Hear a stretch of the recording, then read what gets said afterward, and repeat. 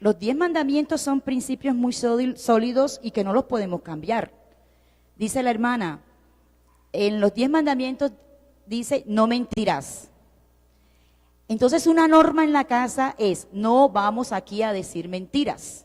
Pero esa norma, ¿de dónde salió? Del principio declarado aquí en la palabra de Dios, porque los principios son declaraciones, son orientaciones, son guías, son cartas de navegación que el Señor nos da para, a la luz de ellos, crear normas en nuestras casas. Las normas pueden salir o pueden ser generadas de los principios bíblicos, pero también podemos tener normas en nuestras casas que pueden ser generadas del sentido común. Pero no todas las normas cristianas pueden ser generadas del sentido común. Por ejemplo, una norma generada de un sentido común es decirle al niño, como va a madrugar para el colegio al día siguiente, decirle, aquí la norma es que nos debemos acostar a las 8 de la noche. Entonces eso es sentido común, es lógico, porque si va a madrugar, ¿cierto? Pero si ese adolescente está en la universidad y trasnocha, no sería lógico decirle que se acueste a esa hora porque tiene que estudiar, tiene que entregar trabajos, ¿ya? Pero como estamos hablando de principios cristianos, siempre las normas que generemos en el hogar deben ser iluminadas por un principio que esté en la palabra de Dios. Entonces, esa es una norma, en esta casa no se miente. Cuando la hermana Nancy leyó en el Salmo ¿qué fue que leyó usted, hermana Nancy? 33. Se me vino a la mente algo. Miremos en el Salmo 33, ahí hay una norma. Dice, nuestra alma espera a Jehová, nuestra ayuda y nuestro escudo es Él. Una norma en la casa es que vamos a confiar en el Señor. Aquí en esta casa se confía en el Señor. Aquí en esta casa cuando nos reunimos a comer, oramos al Señor y damos gracias por su misericordia y su bondad. Entonces, ¿de dónde salió esa norma o esa regla? A la luz de un principio de la palabra de Dios. En el Salmo 84 dice, cuán amables son tus moradas, oh Jehová de los ejércitos, anhela mi alma y aún ardientemente desea los atrios de Jehová.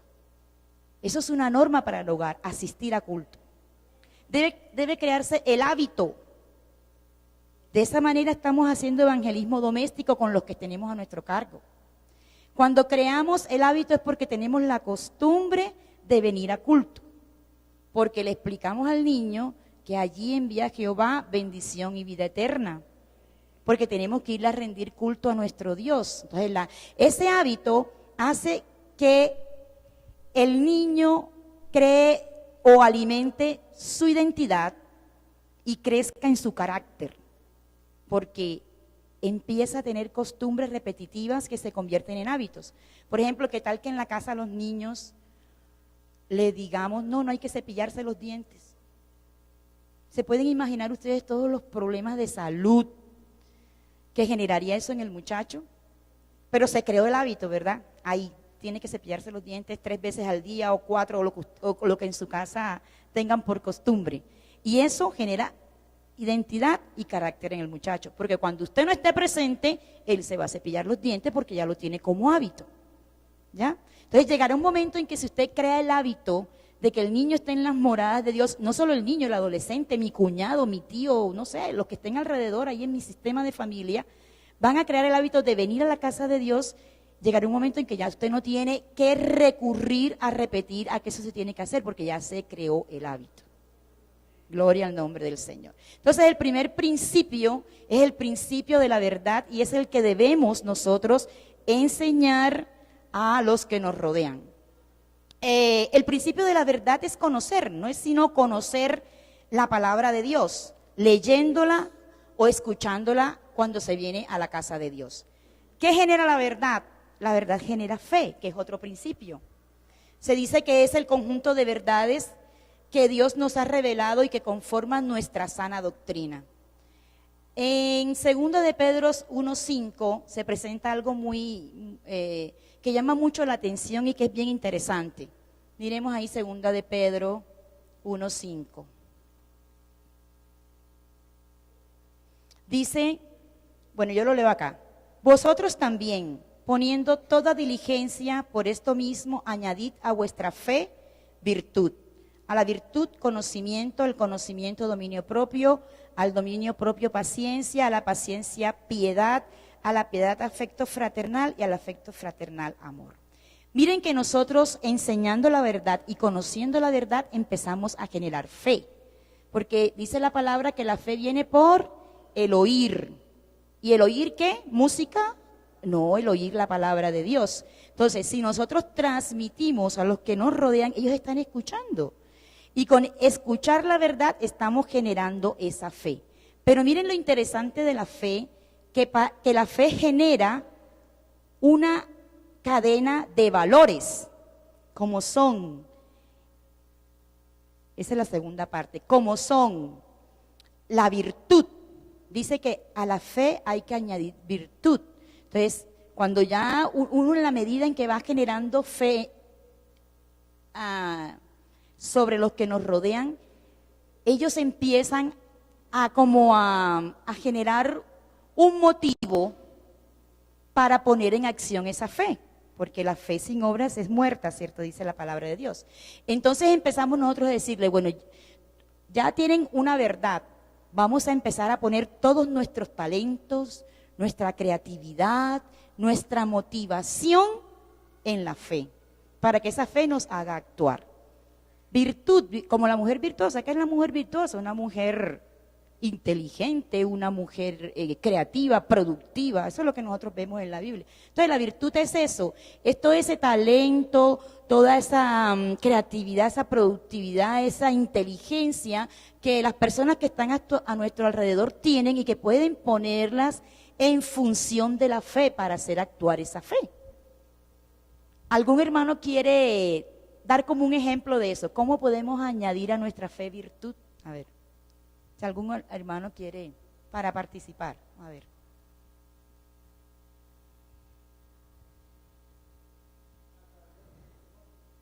Puede ser a través de los testimonios, claro que sí. Un testimonio es algo que Dios ha hecho en nosotros y que genera fe, pero también el Señor actúa sobre nosotros porque Él ve que nosotros tenemos ciertos talentos, ciertas habilidades.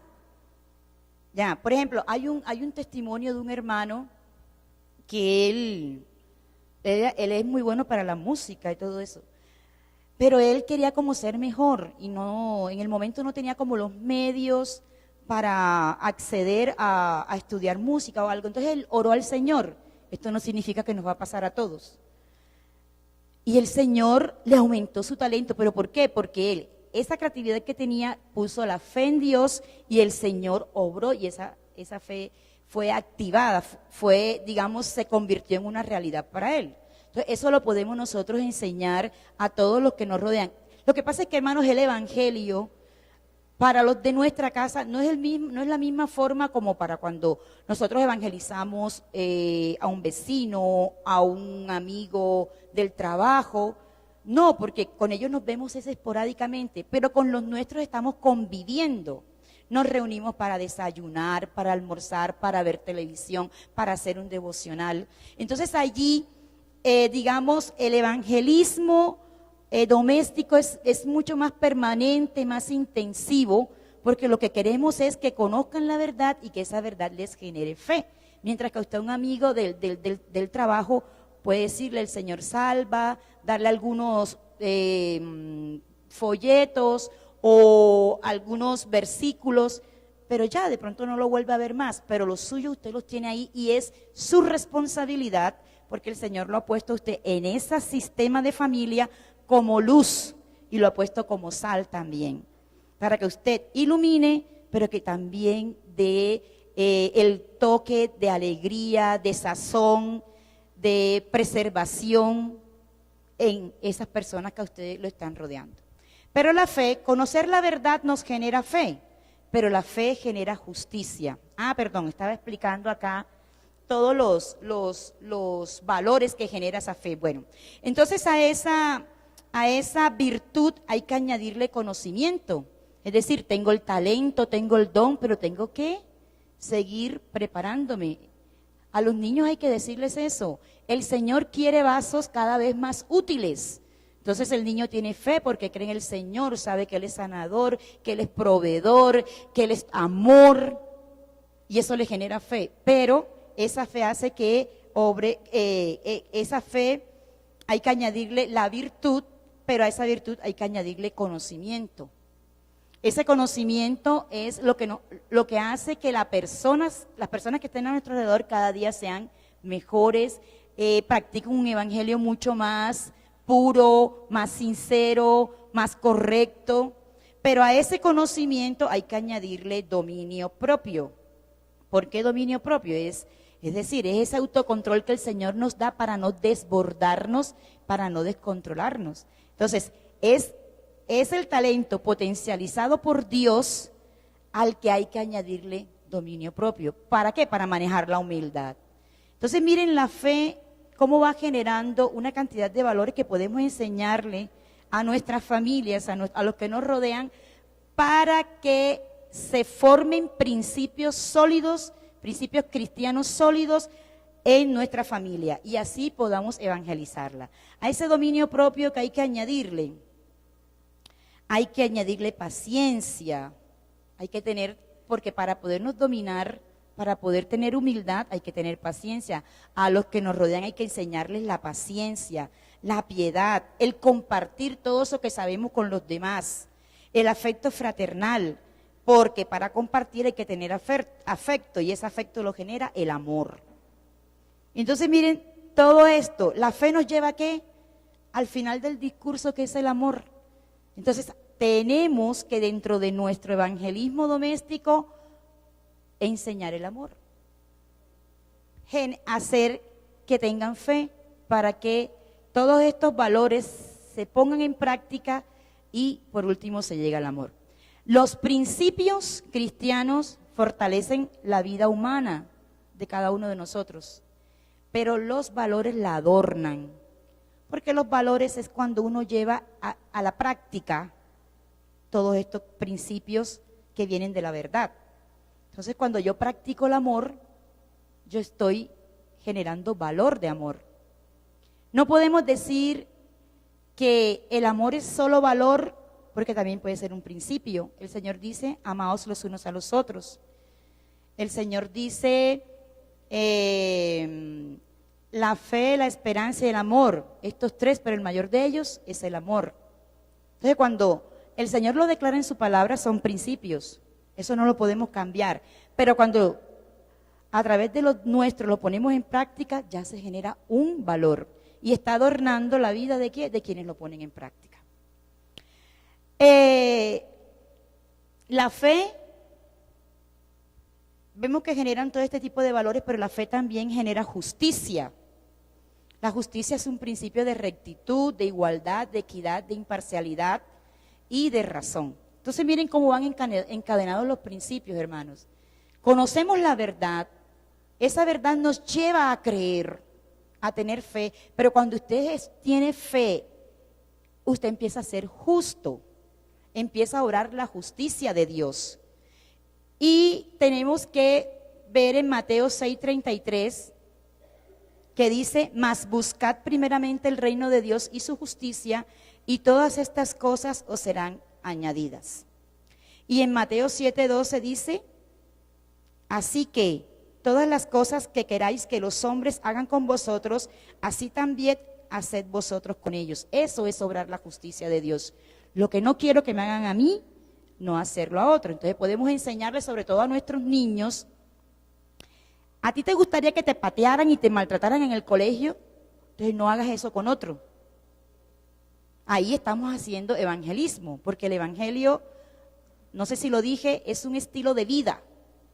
El evangelio no son una cantidad de normas, de preceptos y de doctrinas, no. Es una verdad que genera fe y que nos hace obrar la justicia de Dios, y eso es un estilo de vida. Porque es decir, es como todo un proceso, todo un concepto, son muchas doctrinas sanas que van a exteriorizar nuestra conducta hacia los demás. Entonces muchas veces definimos justicia como que darle a cada quien lo que se merece. Eso es un concepto muy filosófico. El concepto de la Biblia es que no le hagas a otro lo que no quieres que te hagan a ti. Entonces esa es una norma en la casa. Aquí la norma es que nos vamos a respetar. Lo que no quieres que te hagan a ti, no se lo vas a hacer a otro. Pero la justicia genera ¿qué? Obediencia.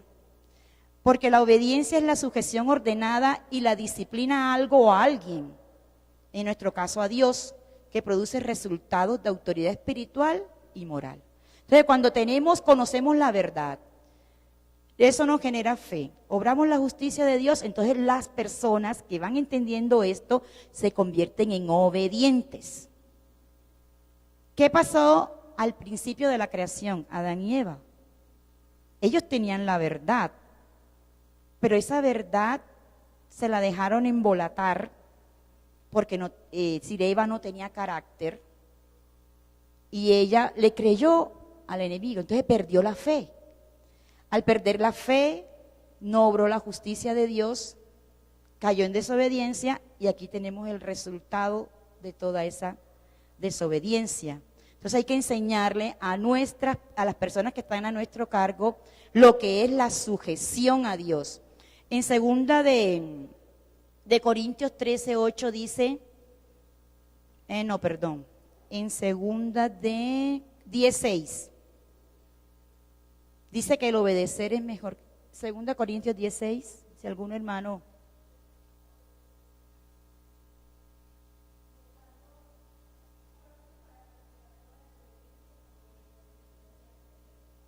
Bueno, eso lo que significa es que el que no obre la obediencia, lo que tiene como resultado es un castigo. Pero yo creo que es en el primer libro de Samuel 15:22 que dice, el obedecer es mejor que los sacrificios. El obedecer es mejor que los sacrificios. Entonces, eso debe ser una norma en casa, obedecer. Porque, ¿para qué sacrificios? Lo interesante es obedecer porque el que obedece le va bien. Dice, si nosotros le enseñamos a nuestros hijos, por ejemplo, honrad a papá y a mamá porque te irá bien y tus días sean alargados en la tierra. Si no hace eso, lo contrario sería que le va mal y sus días serán acortados. Entonces, es una norma que debería respetarse en casa, honrar a padre, a madre, honrar a los superiores, honrar a los maestros, honrar a quien te cuida, honrar a las personas adultas, porque un versículo de eso podemos extenderlo. El que obedece le va bien, el que desobedece, lógico, le va mal, porque hay un castigo, hay una reprensión, hay una consecuencia. Cada norma que en casa sea violada, sea irrespetada, debe tener una consecuencia. Entonces, para el Señor es mejor el obedecer que los sacrificios. ¿De qué nos sirve maltratarnos el cuerpo si es que eso no lleva a nada? El obedecer es mejor que los sacrificios. La obediencia, cuando la persona es obediente, ¿en qué se convierte? Empieza a practicar la santidad. Ya empieza, porque si el Señor nos da una cantidad de principios, de preceptos, de órdenes, si las obedecemos, estamos siendo cada vez más apartados para Dios, cada vez más perfeccionados para el Señor. ¿Y eso en qué se convierte? En que somos santos. Y el Señor dice, sin santidad nadie verá al Señor. Sed santos como yo soy santo. Entonces, miren, todos estos principios, la verdad, la fe, la justicia, la obediencia, la santidad. Dice que la santidad es el principio divino para la estrecha comunión y relación con Dios. Es también el principio de limpieza de carne y de espíritu para la recta consagración. Debemos ser santos, separados y consagrados a Dios. Dice, miremos a ver en Lucas 1:75.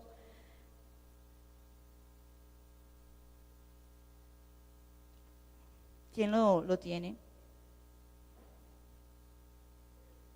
Dice, en santidad y en justicia delante de Él todos nuestros días. Ese es un principio que debe iluminar una norma en casa. En santidad y obediencia, dice, en santidad y en justicia delante de Él todos nuestros días. Entonces, hermanos, vemos que nosotros podemos hacer evangelismo en casa. Porque a veces nos dicen, es que hay que enseñar, hay que ser ejemplo, pero ¿qué vamos a enseñar? Sí, nos dicen que tenemos que enseñar, pero ¿qué? enseñar principios, principios como la verdad, la fe, la justicia, la obediencia, la santidad. El ser santos nos lleva a otro principio, que es el principio de autoridad. Cuando nosotros vivimos la santidad, podemos tener el poder y la autoridad. Como jefes de casa, tenemos el poder para implantar normas, porque podemos usar la fuerza. Perfectamente la podemos usar, pero no es el camino. Es que podemos crear normas, implantar las normas en nuestra casa, pero tenemos que tener la autoridad moral, espiritual, emocional y todas las autoridades que ustedes quieran para poder dirigir esa casa. Porque la norma de la casa puede ser no decir mentiras, como nos dijo allá la hermana Nora.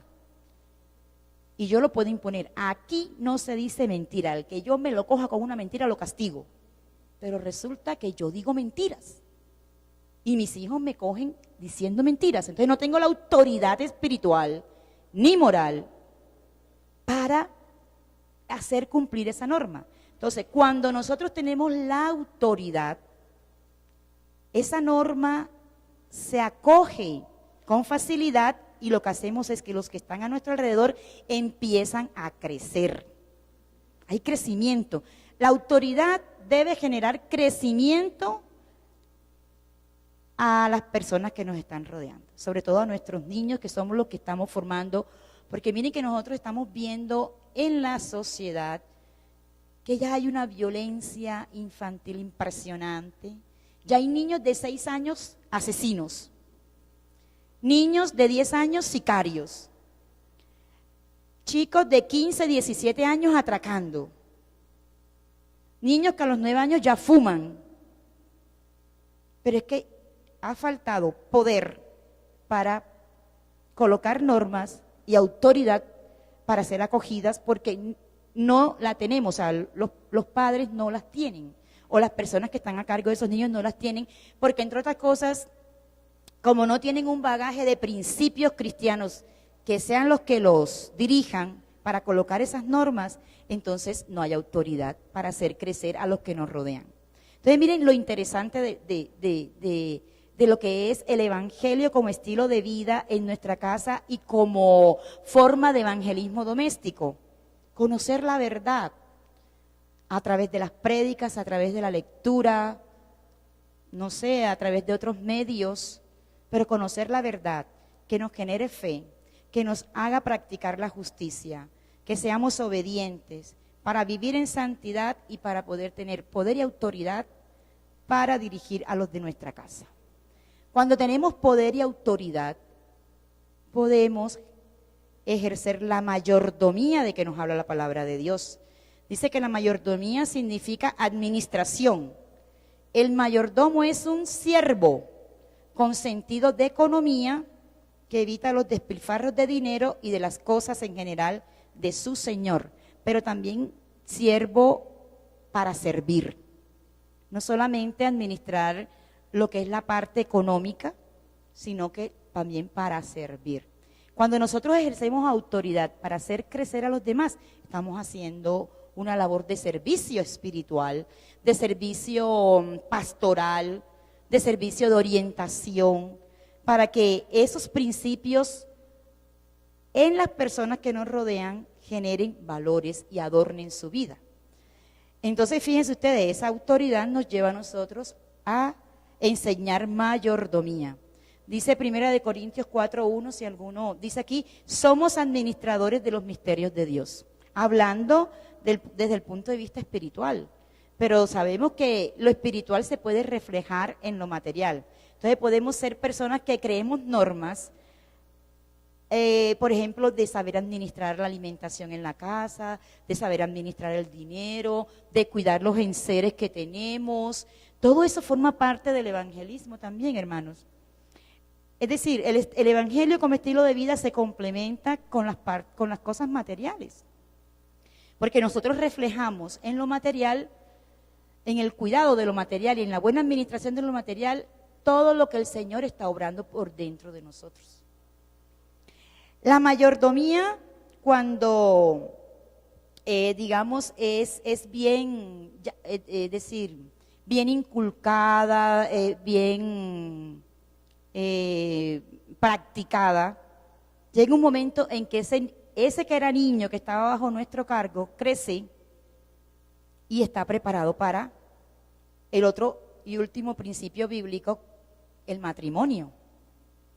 Porque es un principio de familia. No se puede conformar una verdadera familia cristiana sin el vínculo matrimonial. Como dice, que honroso sea en todos el matrimonio y el lecho sin mancilla, pero a los fornicarios y a los adúlteros los juzgará Dios. Entonces miren toda esta cadena de valores, llegamos entonces, cadena de principios. Entonces por eso en la iglesia nosotros educamos para el noviazgo, para que las cosas se hagan como deben ser. Entonces mire que se abarcan varios aspectos de la vida de las personas que nos rodean y sobre todo de nuestros niños y de nuestros adolescentes. Conocer la verdad nos genera fe, esa fe hace que obremos la justicia de Dios. Al obrar la justicia de Dios estamos siendo obedientes. La obediencia nos lleva a tener una comunión más estrecha con Dios que se llama santidad. Siendo santos podemos tener autoridad moral, espiritual, emocional para impartir poder, para hacer crecer. Esto es administración, todo esto es administración espiritual, pero esa administración espiritual la podemos complementar con esta administración material. Cuando ya se han hecho, esto es un proceso, que el tiempo es el que lo valora, lo evalúa, lo califica.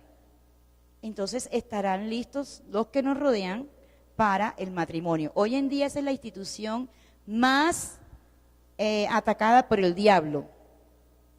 Dice que es uno de los principios más antiguos establecidos por Dios mismo y dentro de él se pueden cultivar grandes valores. Es que en el matrimonio es donde realmente se cultivan los grandes valores, porque ahí tenemos a los nuestros, como el valor del amor, de la armonía, de la paz, de la comunión. El matrimonio es la institución que más asaltos ha sufrido con el paso del tiempo. Entonces, ¿cómo el matrimonio es el que constituye la familia? Porque no hay familia, es decir, cristianamente no hay familia si no hay matrimonio, ¿cierto? Entonces, como el matrimonio es el que constituye la familia, ahí se empiezan a generar entonces los valores. El valor de familia, por ejemplo. El valor de familia es fundamental porque el valor de familia nos genera otros valores como son la unión, la comunión, la tolerancia, la integridad, la fidelidad, la prudencia. Niños que se crían en matrimonios bien constituidos son niños con alta autoestima, son niños con una personalidad definida, son niños con identidad, saben quiénes son. Son niños con carácter, no tanto niños, sino en la medida en que van creciendo, su carácter se va fortaleciendo. Entonces, tienen autocontrol. Son muchachos en los que se puede confiar porque se saben autorregular. Es el dominio propio del que habla la palabra de Dios. Entonces, cuando se tienen todas estas cosas, ¿qué se genera al final? Se generan buenos cristianos, hombres y mujeres útiles a la sociedad, responsables, personas que generan valor y bueno, un sinnúmero de cualidades, de virtudes que hoy en día se están perdiendo, incluso dentro de la iglesia. El hermano David decía, hay niños de hermanos que no están aquí. Al no estar esos niños aquí, están perdiendo el hábito de venir a escuchar la palabra de Dios. Al perder su hábito, para ellos ya eso no es una costumbre. Al no ser una costumbre, su fe se va debilitando. Terminan creyendo en otras cosas. Terminan sin identidad, porque entonces no tienen ni identidad de cristianos, ni identidad de mundanos, ni identidad de ninguna clase. Carácter mucho menos, porque van al son de la corriente o del tambor que les va tocando.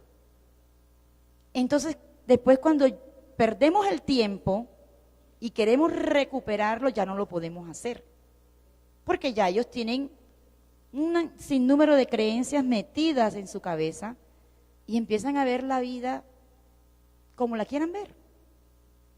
porque empiezan a tener velos y velos y velos y velos y velos, y esos velos solamente los puede quitar la palabra de Dios, la verdad que ilumina, la verdad que orienta, la verdad que guía.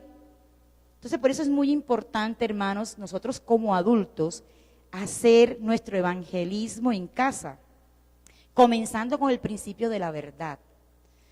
En la medida que el Señor nos vaya revelando a nosotros su verdad a través de su palabra, Él nos va a dar a nosotros toda esa virtud que necesitamos, todo ese dominio propio, todo lo que conlleva el proceso para guiar la vida de las personas que están a nuestro cargo. Mi inquietud en esta noche es que estamos abandonando a los niños. Y el Señor dijo que de ellos era ¿qué? El reino de los cielos.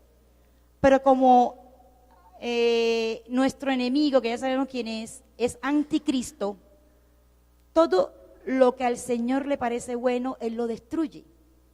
Entonces se está atacando a nuestros niños, porque los niños son los adolescentes de dentro de 5 años y serán los adultos dentro de 10. Entonces por eso vemos una sociedad tan degradada, porque no hemos tomado el poder y la autoridad en nuestras manos. El Señor nos las da. El Señor nos da el poder porque somos quienes mandamos en casa. Pero nos permite a nosotros mismos, a través de su palabra, santificarnos para tener la autoridad de imponer normas, reglas que hagan crecer a los nuestros. Y a crecer sobre todo aquí en la iglesia. Entonces no se justifica que padres de familia estén solos acá. Aquí debería estar el sistema familiar en el que usted vive o el que usted ha construido, llámese como se llame. Aquí debería estar, porque no podemos dejar a los nuestros en manos de un televisor, en manos de un equipo de sonido, en manos del internet y en manos de tanta tecnología que hay ahora para dispersar la mente de los que están a nuestro cargo.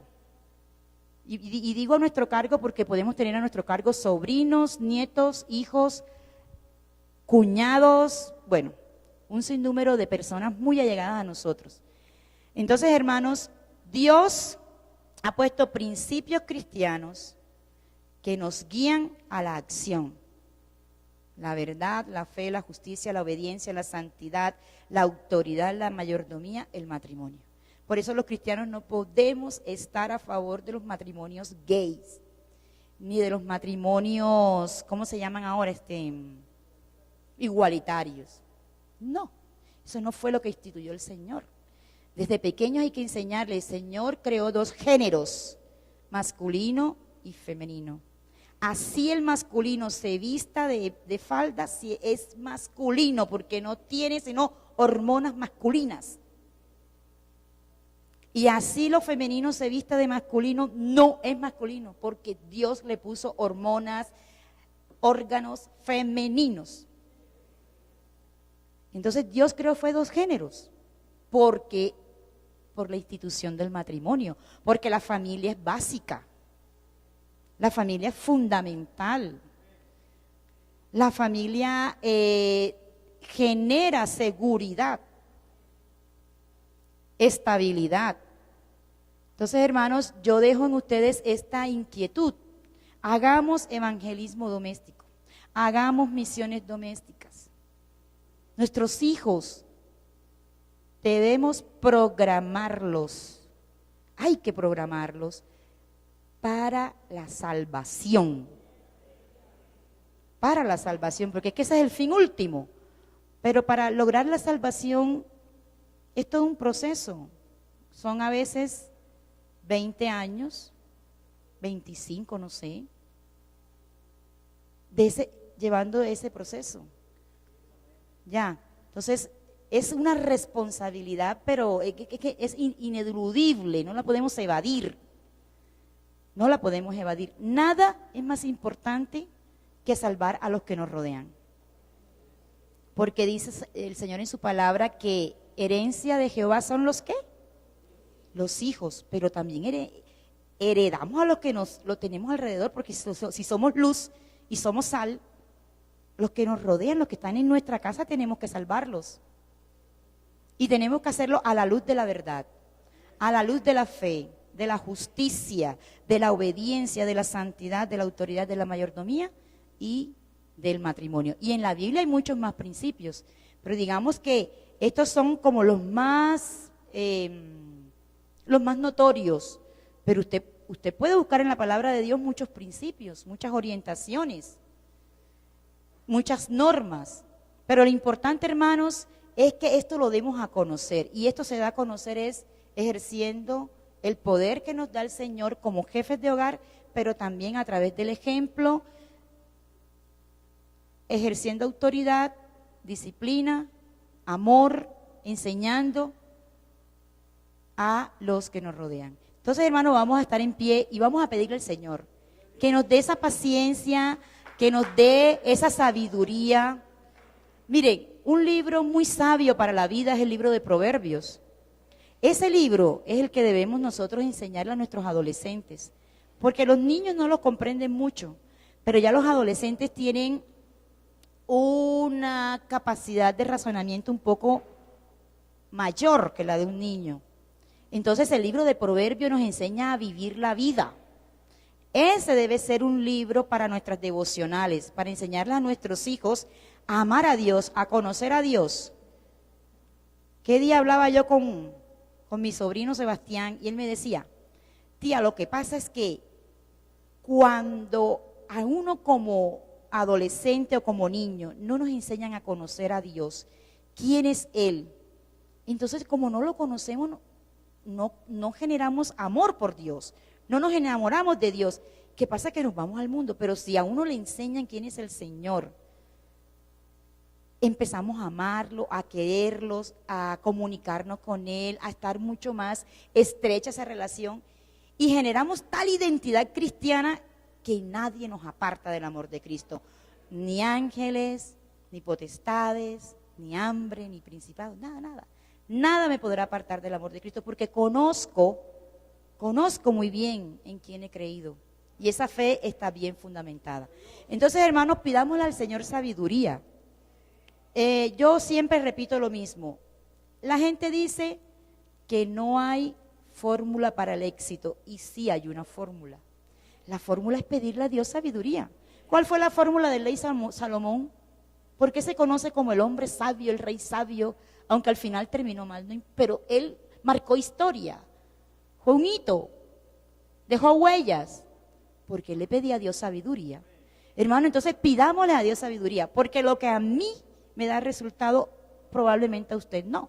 Pero como tenemos al sabio de los sabios, al que todo lo sabe, Él te dará a ti las estrategias, los versículos, las canciones, es decir, todo el plan que tú debes seguir con los tuyos para salvarlo. Y ese plan es diferente al del hermano Muñetón, diferente al del hermano Jorge, diferente acá al de la hermana Gloria, hermana Marju, al del hermano Carlos Mario. Son familias distintas, pero lo importante es que todos lleguemos a la presencia del Señor. Oremos. Señor Jesús, bendito Padre Celestial, Dios de la gloria, Padre.